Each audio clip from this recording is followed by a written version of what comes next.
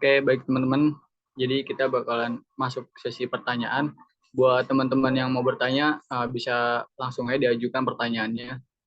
Ya mulai dari siapa dulu? Rizky boleh? Rangga dulu aja, Ting. Oh ya udah. Ya udah, oke. Terima kasih. Saya Rangga Ramadan. Di sini saya ingin bertanya mengenai strategic planning. Yang tadi sempat dimention juga sama Ahmad Rifali di awal tentang Erigo yang sekarang sedang mencoba membuat jersey timnas. Pertanyaan saya adalah bagaimana sih caranya Erigo untuk bisa membangun citra merek kepada seluruh fans-fans timnas atau enggak seluruh penikmat sepak bola, karena Erigo ini kan masih baru gitu. Terima kasih. Oke, terima kasih Rangga. Boleh dilanjutkan sama teman yang lain? Oke. Nama saya Maursi Ramadan. Saya di sini mau nanya nih. Kan di materi kalian itu ada strategic planning. Nah, di situ kan ada 5 step. Bagaimana jika saat kita melakukan strategic planning, ada beberapa step yang tidak bisa berjalan dengan baik. Apakah hal ini berpengaruh dengan strategic planning itu sendiri? Dan bagaimana cara kita mengatasi hal itu? Terima kasih. Oke, terima kasih Rizky. Oke, dilanjut.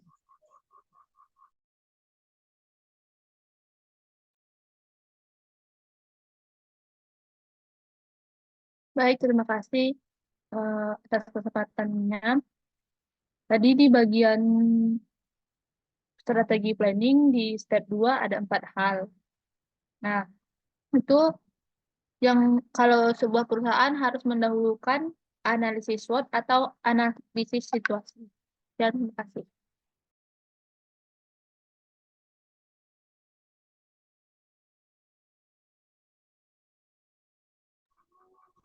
Oke, terima kasih. Ini mungkin langsung dijawab aja ya. Ya, apa masih ada pertanyaan lagi? Oh ya, Seva, boleh diajukan pertanyaannya. Oke, terima kasih Aldi. Izin bertanya terkait, boleh dijelasin lebih lanjut nggak ya terkait market growth rate yang vertikal sama relatif market share yang horizontal. Terima kasih. Oke, terima kasih Pak. Mungkin saya bakal langsung jawab aja ya. Jadi di sini saya bakalan jawab pertanyaan dari Rangga Ramadan. Jadi pertanyaan itu tadi bagaimana Erigo membangun citra baik kepada masyarakat karena kan dia masih baru tuh dalam membuat jersey kayak pakaian sport gitu. Menurut saya mungkin Erigo bisa meriset terlebih dahulu ya. Gimana tuh kesan apa yang diinginkan para fans timnas atau masyarakat umum terkait jersey terbaru timnas gitu. Bagaimana gitu? Apakah yang lebih retro gitu desainnya atau lebih elegan gitu? Kan kemarin yang jersey sebelumnya itu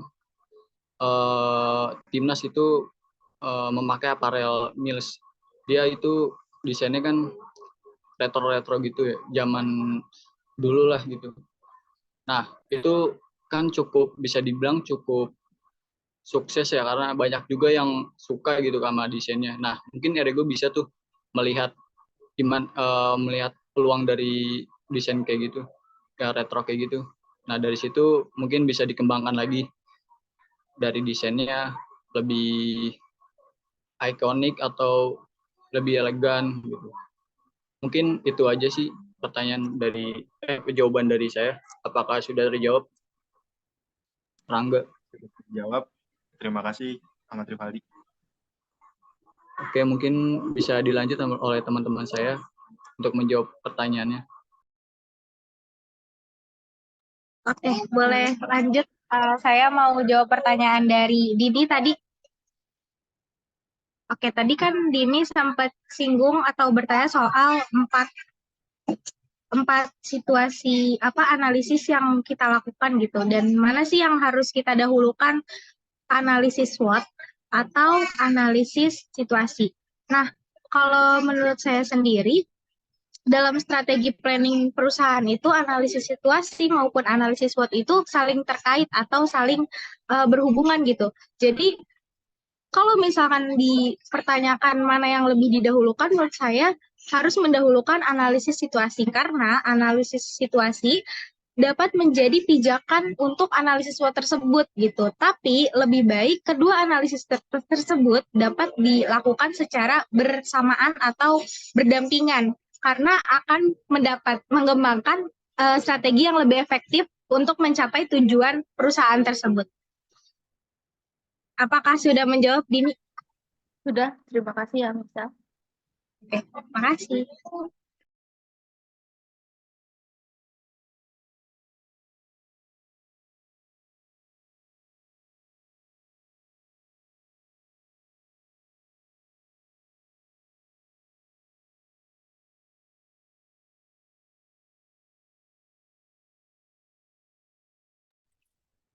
Baik, gue mau jawab pertanyaan ya dari Seva itu penjelasan terkait market growth, rate vertikal, dan relatif market share horizontal.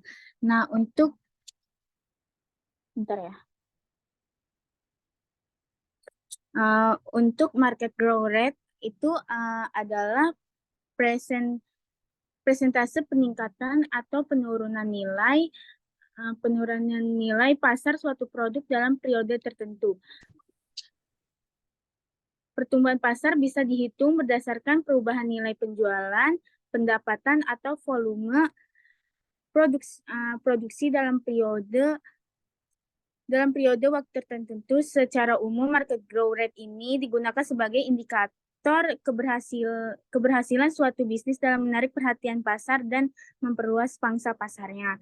Nah, kalau relatif market share itu atau pangsa pasar relatif itu adalah cara suatu perusahaan mengukur seberapa baik posisi perusahaan tersebut dibandingkan dengan pesaing utamanya di pasar. Nah, relatif market share itu dihitung dengan membandingkan pangsa pasar perusahaan dengan pangsa pasar pesaing terbesarnya. Nah, lalu maksudnya lalu terus relatif market share juga itu membantu perusahaan untuk memahami sejauh mana nih daya saingnya di pasar. Lalu nilai relatif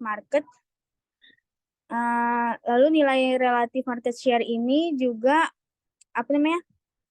yang tinggi menunjukkan posisi yang kuat di pasar, sementara nilai yang rendah menunjukkan posisi yang lemah. Udah segitu aja. Buat Seva udah terjawab belum? Udah, terima kasih Adel. Oke, makasih.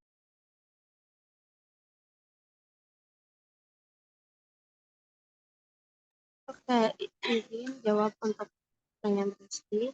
Pertanyaannya itu, apakah hal ini akan berpengaruh dengan strategi trading?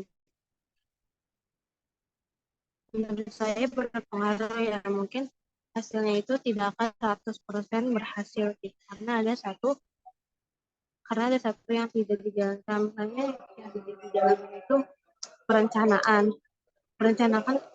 itu kan hal yang terpenting ya untuk menjalankan usaha. Terus bagaimana cara kita mengatasi hal ini? Yang pertama itu ada dengan mengidentifikasi arah dan tujuan. Pertama harus menetapkan goals yang jelas dan realistis. Lalu yang kedua ada menganalisis sumber daya.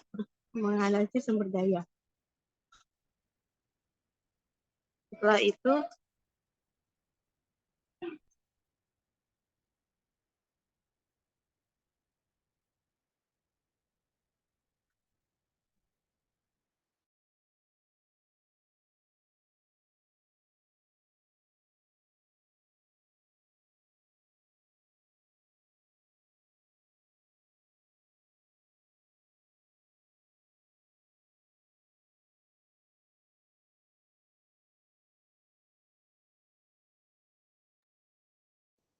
selanjutnya ada menyusun strategi.